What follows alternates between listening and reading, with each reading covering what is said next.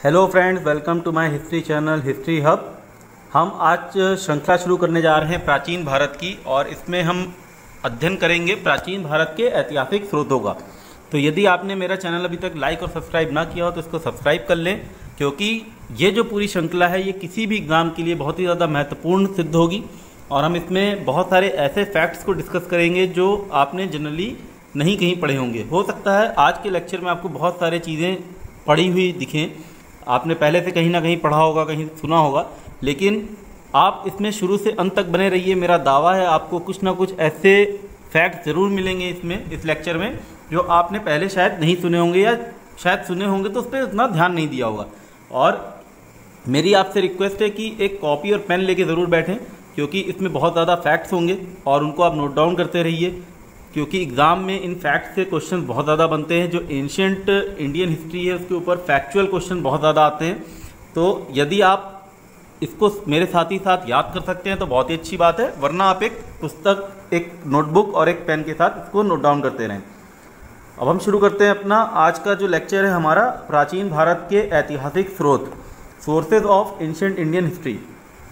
प्राचीन भारत में इतिहास की जो समझ है उसके बारे में एक डिबेट चली थी, उसके बारे में मैं थोड़ा सा डिस्कस कर लेता हूं आपसे, क्योंकि यहाँ से भी कुछ एक दो प्रश्न बन जाते हैं। भारत का जो प्राचीन इतिहास है ये अत्यंत गौरवान्वित है, परंतु इसके अध्ययन और पुनर्निर्माण के लिए पर्याप्त सामग्री का अभाव है। प्राचीन भारतीय साहित्य में ग्रंथों की कोई कमी नहीं है, परंतु उन्हें आधुनिक परिभाषा में इतिहास की संज्ञा नहीं दी जा सकती। क्यों नहीं दी जा सकती? क्योंकि जो ग्रंथ लिखे गए हैं वो उसमें हमको बहुत ज़्यादा कमियां मिलती हैं इतिहास की, अगर हम आधुनिक परिभाषा को देखें। क्योंकि जो कॉन्सेप्ट था इतिहास लिखने का, जो अवधारणा है इतिहास लेखन की, वो भारत में कुछ अलग है पश्चिम देशों के तुलना में। तो ऐसे ही हमारे एक पश्चिम इतिहासकार हैं पश्चिमी, जिनका नाम है लॉयस डिंकिंसन। ये लॉयस डिंकिंसन नाम याद रखिए। इन्होंने कहा है कि हिंदू इतिहासकार नहीं थे, क्योंकि यहाँ से प्रश्न बनता है ऑब्जेक्टिव, किसने ये कहा है? तो लॉयस डिंकिंसन हैं, इन्होंने ऐसा कहा है कि हिंदू इतिहासकार नहीं थे। और 11वीं सदी में जब मुस्लिम लेखक अल-बरूनी आता है भारत में, जब अल-बरूनी आता है और किताबुल हिंद लिखता है, तो उसमें वो भी ये चीज़ मेंशन करता है कि हिंदू लोग जो हैं वो घटनाओं के ऐतिहासिक क्रम की ओर ध्यान नहीं देते।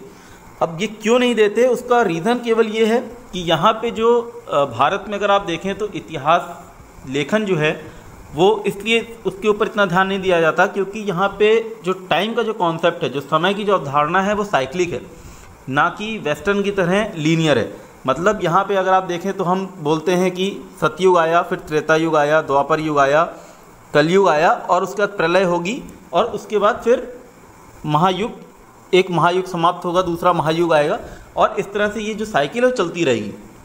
मतलब प्रलय के बाद हम फिर से बोलते हैं सतयुग आएगा, फिर त्रेता युग आएगा, फिर द्वापर युग आएगा। तो मतलब ये जो समय है ये अपने आप को रिपीट कर रहा है, भारत के जो कॉन्सेप्ट थे, भारतीयों के जो कॉन्सेप्ट था उसके हिसाब से। तो यहाँ पे जो इतिहास लेखन हुआ उसको इन्होंने कोई ऐसी डेट वाइज उसको मेंशन नहीं किया, और पॉलिटिकल हिस्ट्री नहीं लिखी गई, हाँ, बल्कि जो सार संग्रह है वो ज़रूर लिखा गया। तो वास्तविकता यह है कि भारतीयों ने इतिहास को पश्चिम विद्वानों की दृष्टि से अलग तरीके से देखा। जैसे मैंने आपको बताया, जो टाइम का जो कॉन्सेप्ट है वो अलग है, इसलिए यहाँ पे इतिहास को सार के रूप में लिखा गया। हमने उनकी दृष्टि में इतिहास सम्राटों के उत्थान या पतन की कहानी ना होकर उन समस्त मूल्यों का संकलन था जिनके ऊपर मानव जीवन आधारित है। यानी कि यहाँ पे जो इतिहास लेखन हुआ वो डायनेस्टीज़ के ऊपर ना होकर, बल्कि वैल्यूज़, जो हमारे मूल्य थे, जो वैल्यूज़ हैं, ह्यूमन वैल्यूज़ हैं, उनके ऊपर आधारित किया गया। इसलिए यहाँ पर दार्शनिक ग्रंथों की रचना में अधिक रुचि ली गई। अब आप देखें, जो हमें प्राचीन भारत के इतिहास में जो ग्रंथ मिलते हैं वो सारे के सारे दार्शनिक रूप में ज़्यादा देखने को मिलते हैं, जबकि उसमें राजनीतिक घटनाओं का उल्लेख बहुत ही कम मिलता है। तो राजनीतिक घटनाएं उसमें नहीं लिखी गई ज़्यादा, दार्शनिक ग्रंथ ज़्यादा बनाए गए, क्योंकि यहाँ पे जो अवधारणा थी वो मूल्यों का संकलन करना, जिन पर मानव जीवन आधारित है, उसके ऊपर इन्होंने ज़्यादा जोर दिया भारतीयों ने। जबकि जो पश्चिम देश अगर हम देखें, उन्होंने जो इतिहास लिखा, उन्होंने सम्राटों के उत्थान और पतन, यानी कि जो डायनेस्टीज़ थी, जो पॉलिटिकल हिस्ट्री है, उन्होंने उसके ऊपर ज़्यादा ध्यान दिया।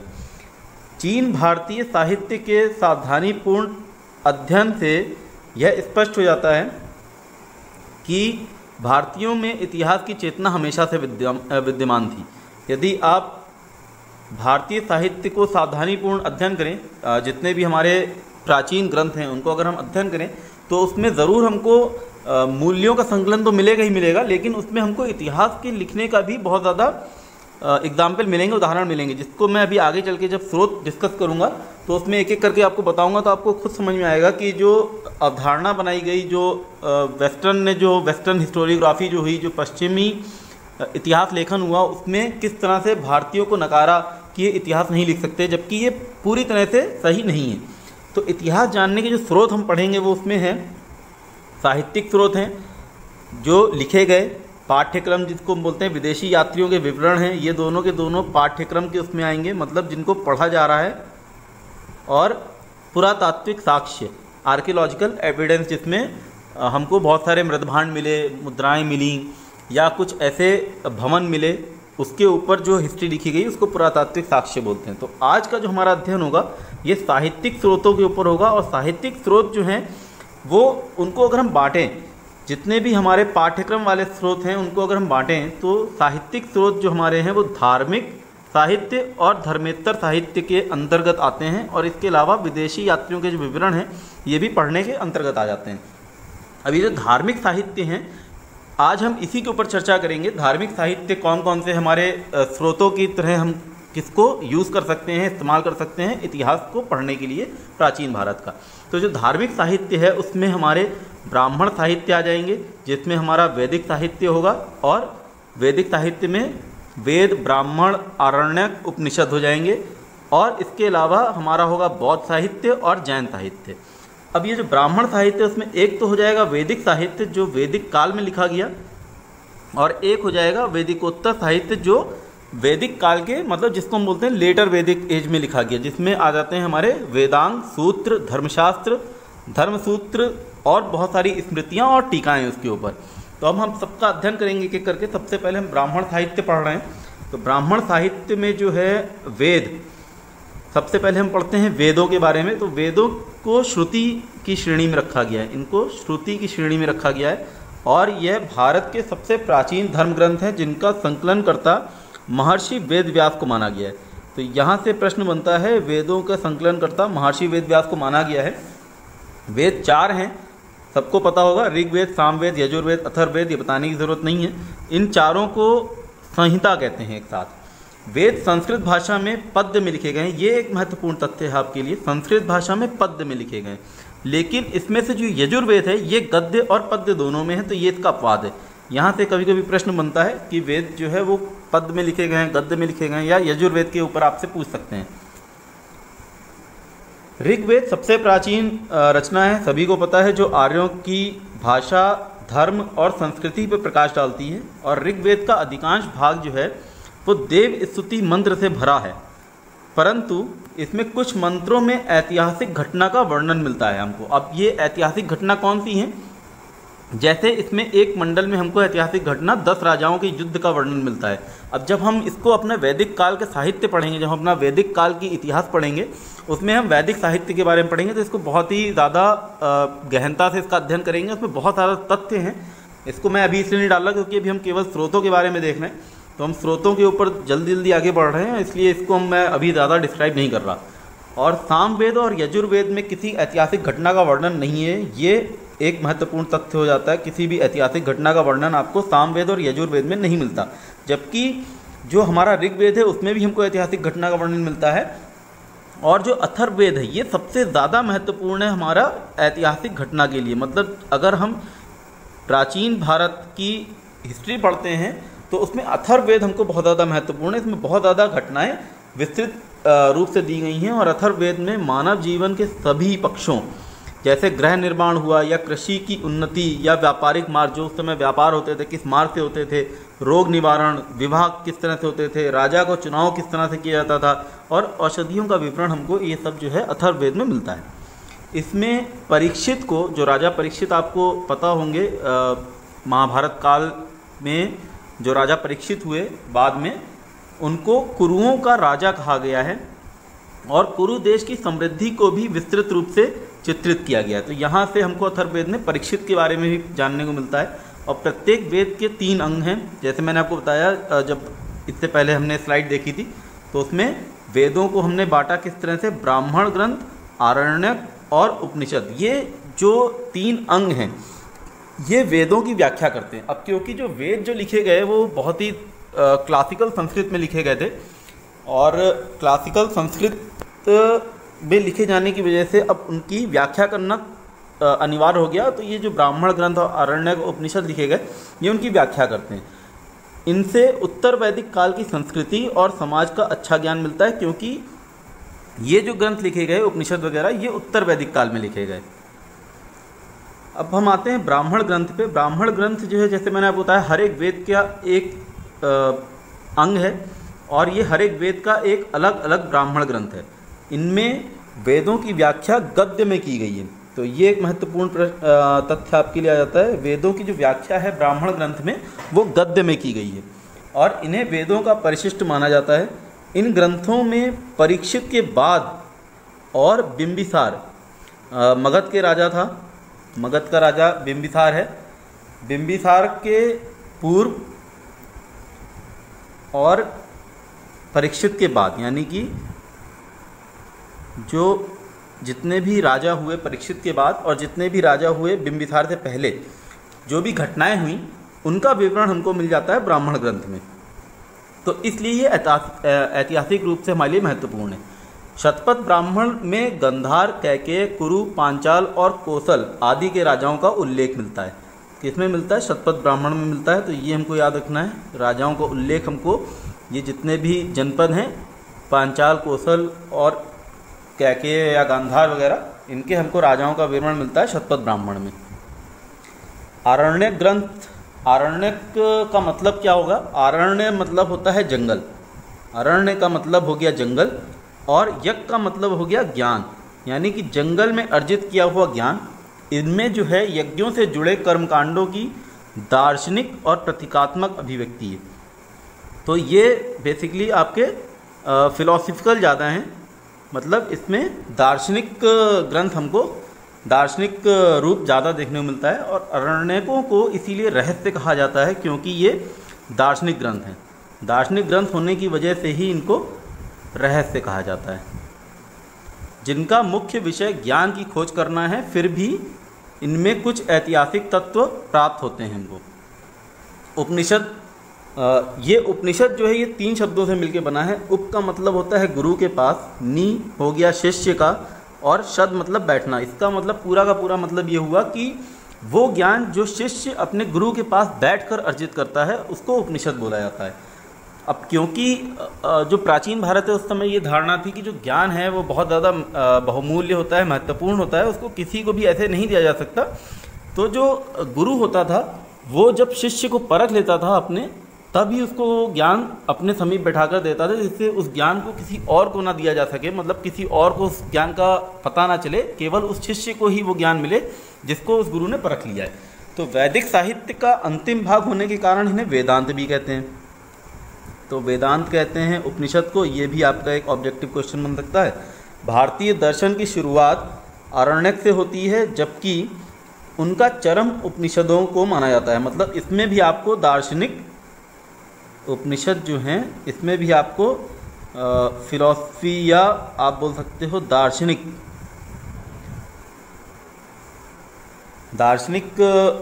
धारणा रूप इसमें मिलता है। और इनकी रचना जो है गंगा घाटी में हुई और इनकी रचना में ब्राह्मण वर्ग के स्थान पर क्षत्रिय वर्ग का विशेष योगदान दिखाई देता है। अब जैसे कि मैंने आपको बताया, क्योंकि उत्तर वैदिक काल में लिखे गए और जो वेद थे हमारे वो हमारे वैदिक काल में लिखे गए, तो इसलिए यहाँ पे हमको ब्राह्मण के वर्ग की जगह क्षत्रिय वर्ग का विशेष योगदान दिखाई देता है इस वाले पार्ट में। अब पढ़ते हैं वेदांग के बारे में। वेदों के सही उच्चारण और प्रयोग तथा उनकी व्याख्या के लिए 6 वेदांगों की रचना की गई है, जो कि हैं, जैसे इसके क्या है 6 पार्ट हो गए। मतलब वेदों को पढ़ने के लिए या उसके उच्चारण के लिए 6 पार्ट बनाए गए, जिसकी सहायता से हम उन वेदों की व्याख्या कर सकते हैं या उसका उच्चारण कर सकते हैं। वो है व्याकरण, जो कि हो गया भाषा विज्ञान, भाषा का आपको ज्ञान होना चाहिए, भाषा विज्ञान, व्याकरण, शिक्षा, स्वर विज्ञान, ज्योतिष, भविष्य विज्ञान, कल्प, निरुक्त और छंद। इनको बोला गया है, ये 6 जो हैं वो वेदों को पढ़ने के लिए या उनकी व्याख्या के लिए वेदांग हैं, उसके 6 भाग हैं। सूत्र साहित्य पे आते हैं हम। वैदिक साहित्य को बनाए रखने के लिए सूत्रों की रचना की गई। इनका रचना काल 600 से 300 ईसा पूर्व माना गया है। तो यहाँ पे सूत्र जो बने, जैसे श्रौत ग्रह और धर्म सूत्रों के जो अध्ययन है, इससे हमें कर्मकांड तथा राजनीति विधि एवं व्यवहार से संबंधित महत्वपूर्ण बातें ज्ञात होती हैं।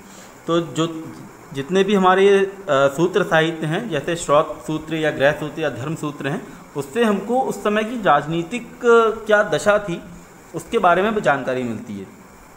पाणिनि की अष्टाध्यायी सूत्र लेखन का सबसे विख्यात उदाहरण है। मतलब यहाँ से आपको एक तो जानकारी ये मिल गई कि अष्टाध्यायी जो है ये पाणिनि ने लिखी है, और ये सूत्र साहित्य जो हैं ये गद्य में लिखे गए हैं।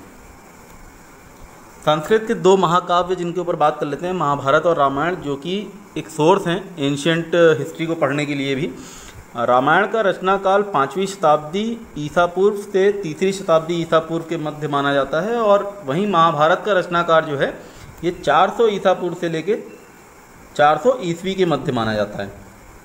इससे प्राचीन भारत की सामाजिक, धार्मिक तथा राजनीतिक दशा का परिचय मिलता है, परंतु ऐतिहासिक दृष्टि से इन ग्रंथों का विशेष महत्व नहीं है, क्योंकि इनमें से वर्णित कथाओं में कल्पना का मिश्रण अधिक है और महाकाव्य, इसीलिए इनको महाकाव्य भी कहते हैं। जिस समाज और संस्कृति का चित्रण है उसका उपयोग उत्तर वैदिक काल के अध्ययन के लिए किया जा सकता है। तो अब हम देख लेते हैं महाभारत के बारे में, और इसमें जुड़े हुए बहुत सारे तथ्य हैं, इसको आप नोट डाउन कर लेना। अभी मैं इसके बारे में बताऊंगा कि किस किस अलग अलग भाषाओं में इसका अनुवाद भी किया गया है, और यहाँ से प्रश्न बनते हैं किस भाषा में किसने अनुवाद किया।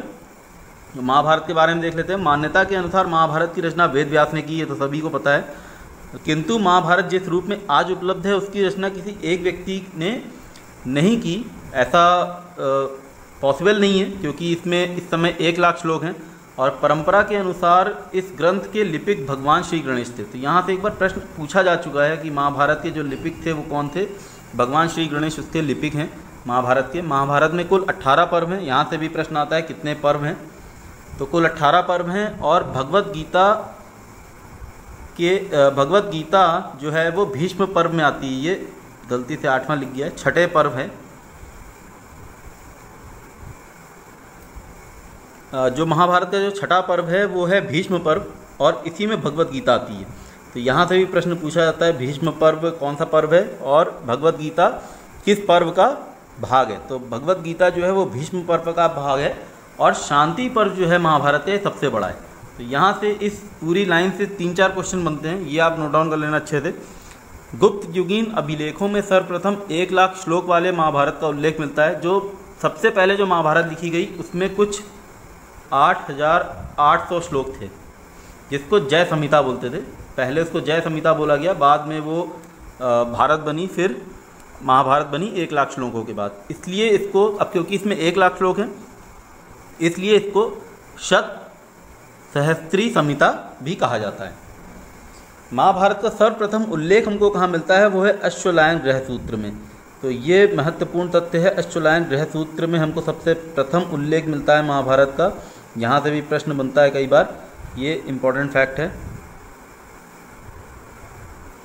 महाभारत से जुड़े हस्तिनापुर, कुरुक्षेत्र, पानीपत, बागपत जैसे स्थानों के उत्खनन से चित्रित धूसर मृतभांड यानी कि PGW पेंटेड ग्रे वेयर हमको मिले हैं। जो भी इसमें क्षेत्र बताए महाभारत में, हस्तिनापुर, कुरुक्षेत्र, पानीपत वगैरह, यहाँ से हमको इस संस्कृति के प्रमाण मिलते हैं। मत्स्य पुराण तथा विष्णु पुराण में कहा गया है कि राजा निचाक्षु के राज में, अब ये राजा निचाक्षु जो है ये हमने परीक्षित की बात की थी, परीक्षित के बाद 5वें राजा हैं, 5th आफ्टर परीक्षित।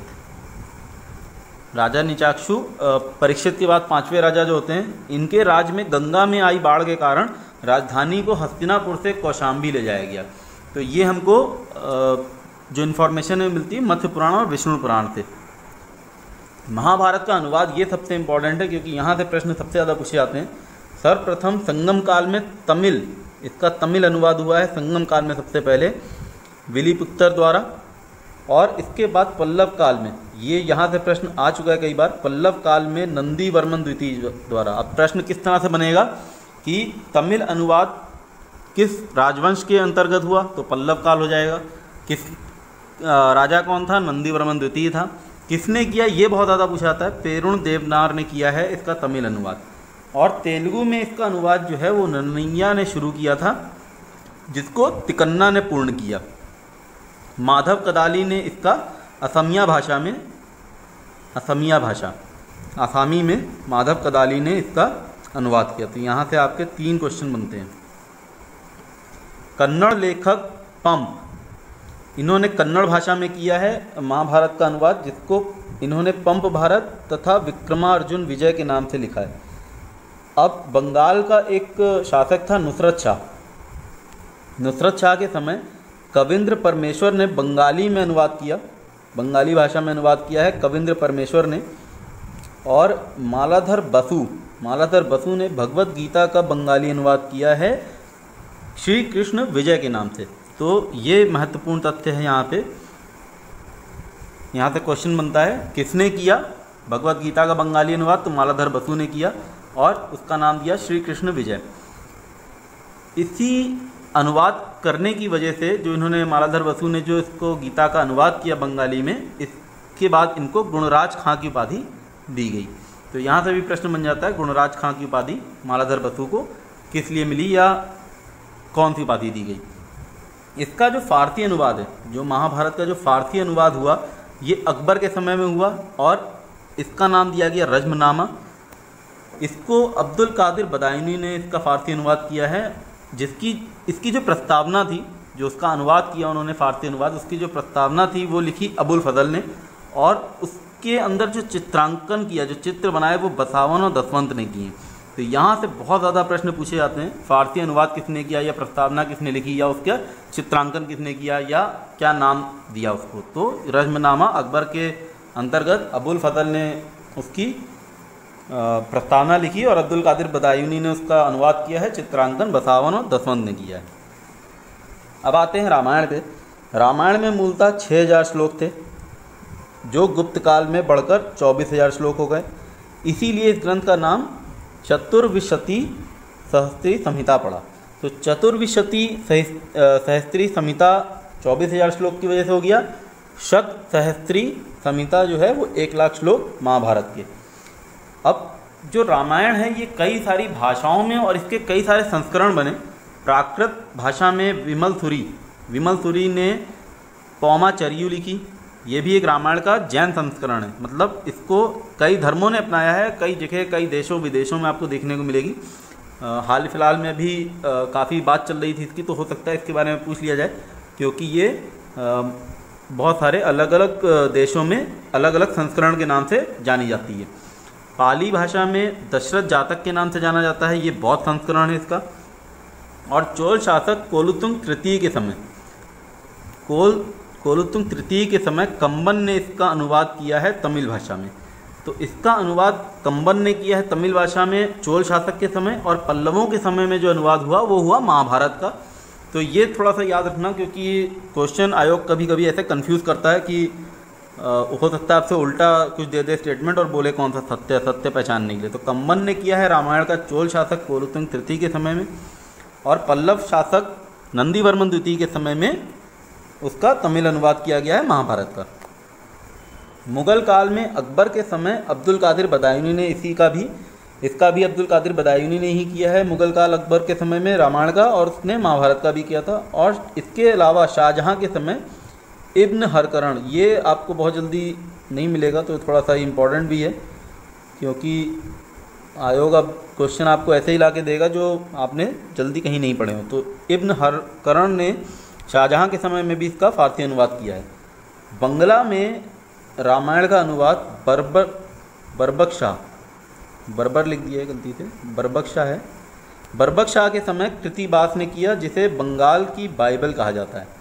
रामायण के तेलुगु में 2 रूपांतरण हुए। प्रथम कौन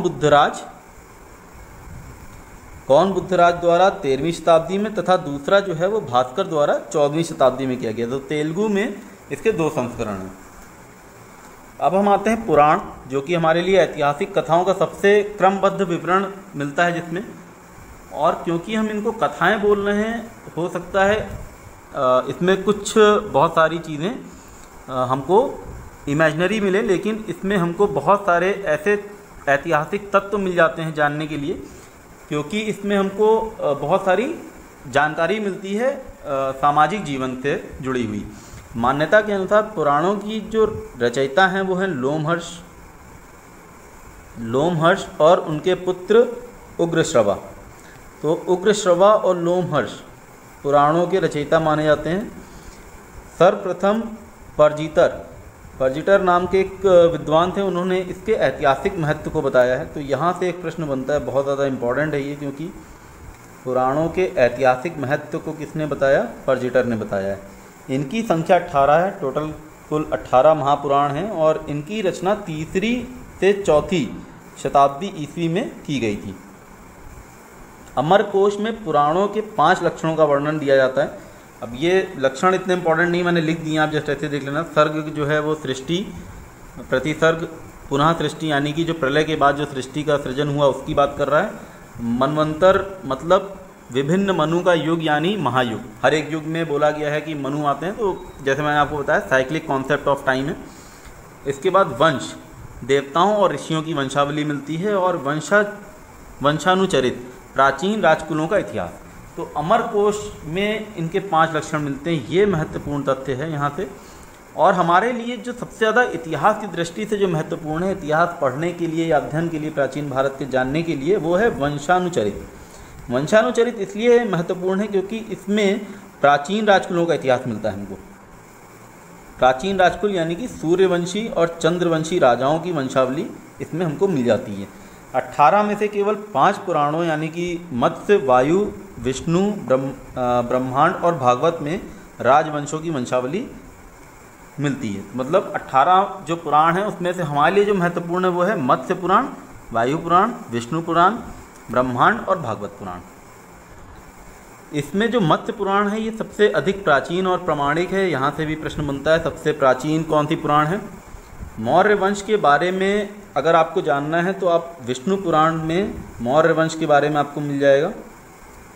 शुंग और सातवाहन वंश के लिए मत्स्य पुराण है, और गुप्त वंश के बारे में वायु पुराण में वंशावली मिलती है। तो ये यहाँ से महत्वपूर्ण तथ्य है, क्योंकि पुराणों पे अगर क्वेश्चन आ गया कि किस राजवंश के बारे में किस पुराण में मिलता है, तो विष्णु पुराण जो है आपका वो मौर्य वंश के लिए है, और गुप्त काल के लिए वायु पुराण है।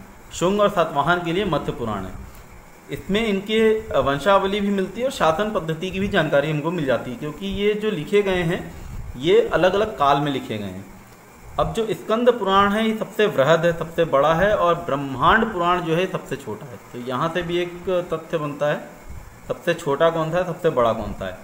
अग्नि पुराण में राजतंत्र के साथ साथ हमको कृषि संबंधी विवरण भी मिलते हैं। तो इसलिए हमको अग्नि पुराण महत्वपूर्ण जाती है अगर हमको एग्रीकल्चरल हिस्ट्री जाननी है, मतलब हिस्ट्री ऑफ एग्रीकल्चर जानना है इंडिया में, भारत में कृषि का इतिहास जानना है, तो उसके लिए अग्नि पुराण बहुत महत्वपूर्ण है।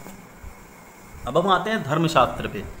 धर्मशास्त्रों को 3 समूहों में बांटा जा सकता है। प्रथम 2 जो है वो धर्मसूत्र और स्मृति कहलाते हैं। धर्मसूत्र और स्मृति जिनकी रचना 500 से 200 ईसा पूर्व तथा 200 ईसा पूर्व से 900 ईस्वी के अवधि में हुई। मतलब जो धर्मसूत्र हैं ये आपके 500 से 200 ईसा पूर्व के बीच में लिखे गए हैं, और जो स्मृतियां हैं ये 200 ईसा पूर्व से लेकर 900 ईस्वी के बीच में लिखी गई हैं। और तीसरा समूह जो है इसके अंतर्गत जो आता है वो आता है इनके ऊपर लिखी गई टीका, भाष्य या निबंध। अब ये जो धर्मसूत्र हैं इसमें आपस्तम्भ, बौधायन और गौतम, इनके जो धर्मसूत्र हैं ये सबसे प्राचीन हैं। धर्मसूत्रों में ही सर्वप्रथम वर्ण व्यवस्था का स्पष्ट विवरण मिलता है हमको, तो इसलिए हमारे लिए धर्मसूत्र जो है ये महत्वपूर्ण हो जाते हैं स्रोतों के रूप में प्राचीन भारत के लिए, क्योंकि इसमें हमको सर्वप्रथम वर्ण व्यवस्था का विवरण मिलता है। और आश्वलायन ग्रह सूत्र जो है इसमें सर्वप्रथम 8 प्रकार के विवाहों का भी उल्लेख मिलता है हमको, तो इसलिए आश्वलायन ग्रह सूत्र भी महत्वपूर्ण है।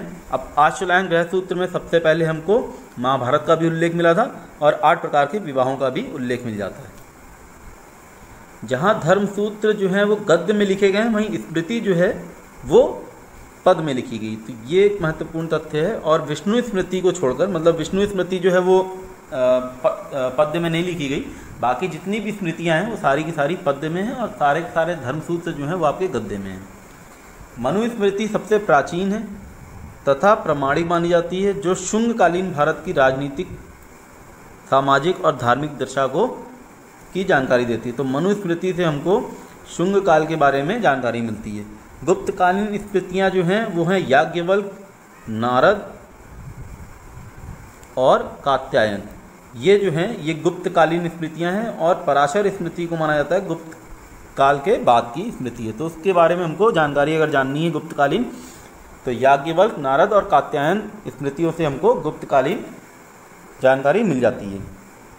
और जो कात्यायन स्मृति है ये इसलिए महत्वपूर्ण है क्योंकि इसमें सर्वप्रथम हमको भूमि पर राजकीय स्वामित्व का सिद्धांत मिलता है।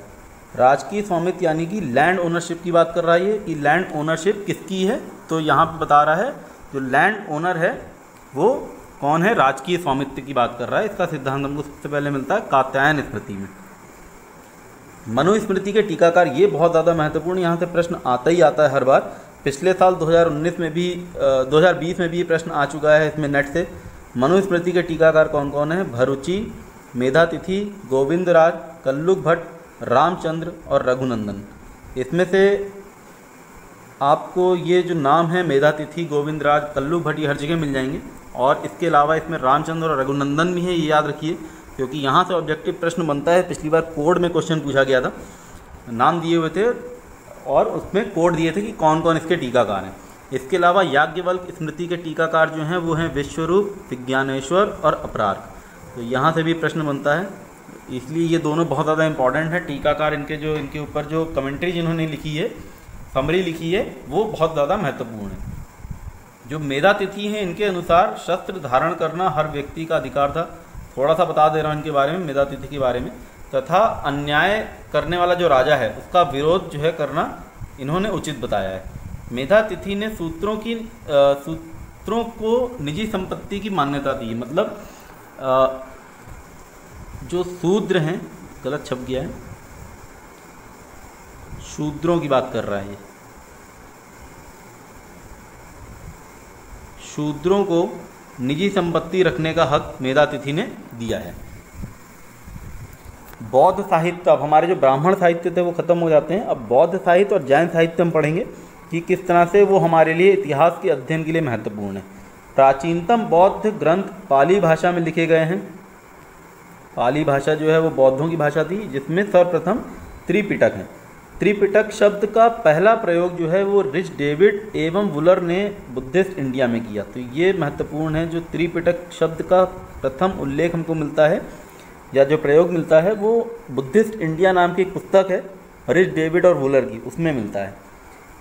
अब ये जो 3 पिटक कौन कौन से हैं, विनय पिटक है। विनय पिटक में संघ संबंधी नियम है। जब हम अपना बुद्धिज्म और जैनिज्म पढ़ेंगे इसके बारे में बहुत विस्तार से बात करेंगे, थोड़ा सा मोटा मोटा जानकारी दे रहा हूँ। इसमें संघ संबंधी नियम है और सुत्त पिटक में धार्मिक सिद्धांत हैं और धर्म उपदेश हैं। जो लास्ट वाला अभिधम्म पिटक है इसमें दार्शनिक सिद्धांत मिलते हैं। और ये जो अभिधम्म पिटक है इसमें सर्वप्रथम संस्कृत भाषा का प्रयोग भी मिलता है हमको, तो संस्कृत भाषा का प्रयोग करने वाला, बाकी जैसे पाली भाषा में लिखे हैं इसमें पाली संस्कृत आपको मिश्रित भाषा मिलेगी। इसके अतिरिक्त निकाय हैं और जातक कथाएं हैं, इसमें काफ़ी ऐतिहासिक जानकारी मिल जाती है। जातक कथाएं, जबकि ये कथाएं हैं, बहुत सारी कहानियां हैं बुद्धिज्म से जुड़ी हुई, बौद्ध धर्म से जुड़ी हुई, लेकिन इसमें हमको ऐतिहासिक जानकारी मिल जाती है उस समय की राजनीतिक व्यवस्था के बारे में। और इसके अलावा जैसे मध्यम निकाय, मैंने आपको बताया निकाय में भी जानकारी मिलती है, तो इसमें एक प्रसंग आता है मध्यम निकाय में। कौशल का एक राजा है प्रसेनजीत,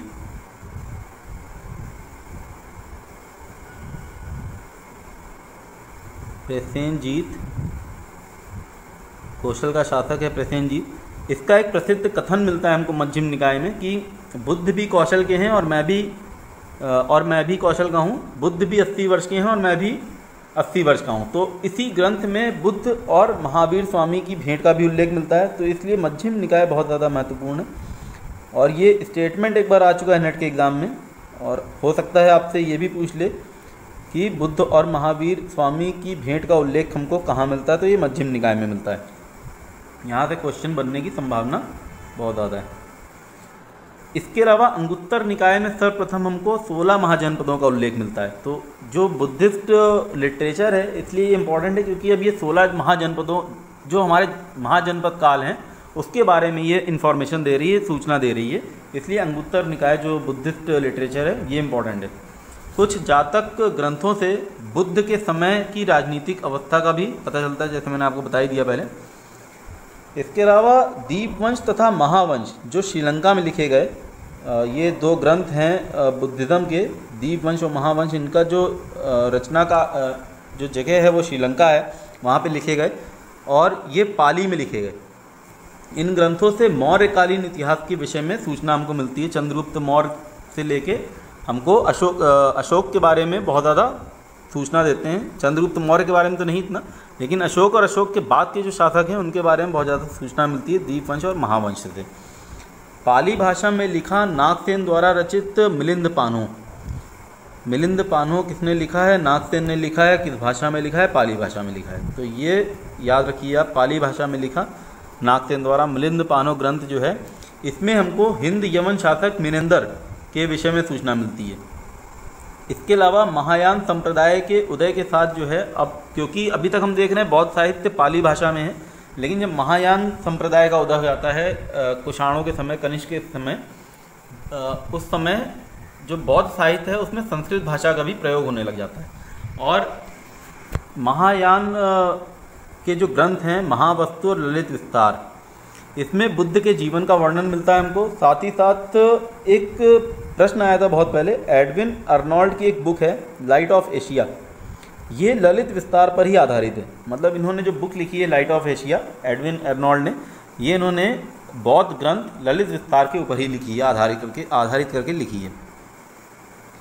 हीनयान संप्रदाय का प्रमुख ग्रंथ है कथावस्तु, जिसमें महात्मा बुद्ध का जीवन चरित्र हमको मिलता है। इसके अलावा दिव्यावदान जो है, इसमें परवर्ती मौर्य शासकों और पुष्यमित्र शुंग का वर्णन मिलता है। मतलब जो लेटर मौर्यन किंग थे वहाँ से लेके पुष्यमित्र शुंग, जब शुंग डायनेस्टी एस्टेब्लिश आती है वहाँ तक हमको वर्णन मिल जाता है दिव्यावदान में।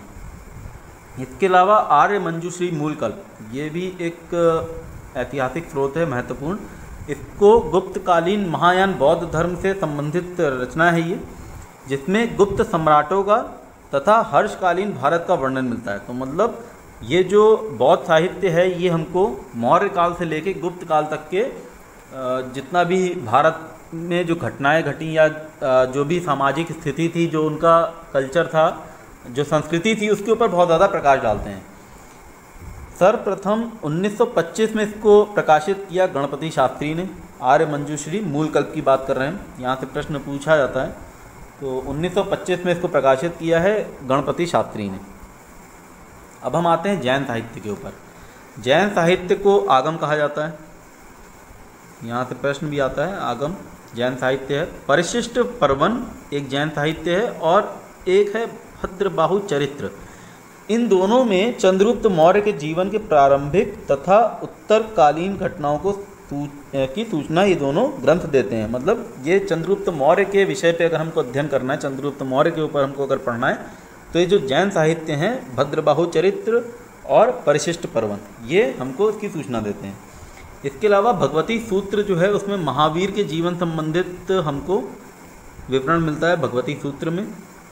जैन साहित्य में पुराणों का भी महत्वपूर्ण स्थान है, जिन्हें चरित कहा जाता है, और यह प्राकृत, संस्कृत तथा अपभ्रंश तीनों भाषा में मिलता है। तो इसमें जो पुराण मिलते हैं हमको जैन धर्म में, ये हमको 3 भाषा में मिलते हैं। पुराण जो है जैन धर्म के, इनको चरित बोला गया है और ये तीनों भाषा में हैं, लिखे गए हैं। इनके लिखे जाने का जो समय है, जो कालावधि है, वो 6ठी शताब्दी से 16वीं शताब्दी तक माना गया है। अब आते हैं संगम साहित्य के ऊपर, जो हमारा आज का आखिरी टॉपिक है, विषय है। संगम साहित्य भी ऐतिहासिक रूप से बहुत ज़्यादा जानकारी देते हैं। हालांकि दक्षिण भारत के ऊपर ही जानकारी देते हैं। दक्षिण भारत का तमिल भाषा में प्राचीनतम साहित्य संगम साहित्य के रूप में जाना जाता है। और इससे हमको चोल, चेर और पांड्य राज्य जो पहले के थे, मतलब जो प्राचीन चोल और प्राचीन चेर और पांड्य राज्य थे, उनकी जानकारी तो मिलती ही मिलती है। साथ ही साथ उनका जो रोमन व्यापार था, मतलब जो रोम के साथ उनका जो व्यापार था, उस पर भी प्रकाश ये संगम साहित्य डालते हैं। कुल 3 संगम में से केवल तीसरे संगम के कुछ राजाओं और कवियों की ऐतिहासिकता सिद्ध हुई है। मतलब कुल 3 संगम हुए हैं। जब हम संगम काल पढ़ेंगे तो उसके बारे में जानेंगे। बहुत सारा इसका साहित्य, बहुत सारी बुक्स हैं, लेकिन 3 संगम हुए हैं। 3 संगम में से केवल जो तीसरा संगम है उसमें जो राजा वर्णित किए गए हैं उनकी ऐतिहासिकता सिद्ध हुई है। इनको 2 भाग में बांटा गया है। एक को बोला गया है अकम और एक को बोला गया है पुरम। अकम जो है वो प्रेम संबंधित काव्य हैं और जो पुरम है वो युद्ध और राजनीति संबंधित काव्य हैं। तो ये हमारा आज का ऐतिहासिक स्रोत के ऊपर जो लेक्चर था, उम्मीद करता हूँ आपको पसंद आया होगा। अभी हमने केवल साहित्यिक स्रोत को डिस्कस किया है, उसमें भी केवल हमने धार्मिक साहित्य की चर्चा की है आज, और ये काफ़ी विस्तार से मैं पढ़ाने की कोशिश कर रहा हूँ। तो इसमें हमने केवल आज धार्मिक साहित्य पढ़ा है। हम अगले लेक्चर में अपने धर्मेतर साहित्य और जितने भी हमारे विदेशी यात्री आए हैं उन्होंने जो विवरण दिया है उसके बारे में आपसे चर्चा करूँगा अपने अगले लेक्चर में।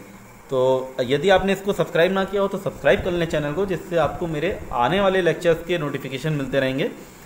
उम्मीद करता हूँ आपको पसंद आया होगा। लाइक कर दें, इसको शेयर कर दें और सब्सक्राइब कर लें। मिलते हैं आपसे अपने अगले लेक्चर में, तब तक के लिए धन्यवाद।